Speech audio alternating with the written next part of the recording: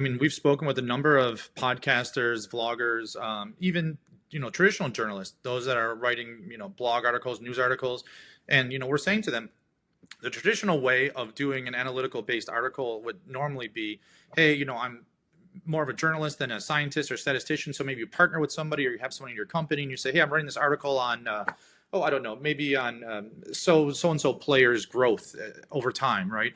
And you want to show that the number of yards have increased or touchdowns or some metrics, right?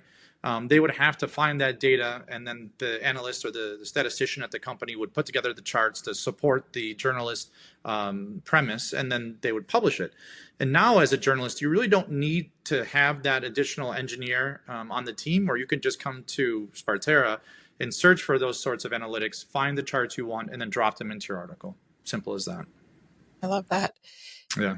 With the rise of AI and advanced analytics, what specific pain points do you think Spartara can currently address for people? Sure. So, I mean, I hate to use the word too much because it's definitely a very popular term, but it's really around the democratization that we provide, right? So, a lot of times I think about the potential of Spartara, and I think a lot about, again, using my family as a reference, my grandfather who did a lot of farming. And again, my grandfather wasn't a statistician, he wasn't an engineer, but he would need to know what's the weather going to be like. A lot of us need to know what's the weather going to be like. So imagine a farmer being able to go to a single point and be able to purchase the ability to get a prediction on the weather. But a lot of people would say to me, Tony, can't we do this already using like some of these generative AI models or searches? And the answer is you can, but you have to remember all of this, the web is only a very small fraction of what data is out there. And at the same time, a lot of the most accurate, the richest data is offline, and companies don't bring it to the web for a number of reasons. So what we're trying to do is find a way to monetize them to use that data for good outside of their own business where it makes sense. That is true. You were also one of the best AI architects that we had at that previous company. Thank you. But when I remember you coming on to that project and me quickly realizing you had this wonderful integrity about how we were training those models and what we were using. But you were also very clear with people. The response is only going to be good as the data going in. Absolutely.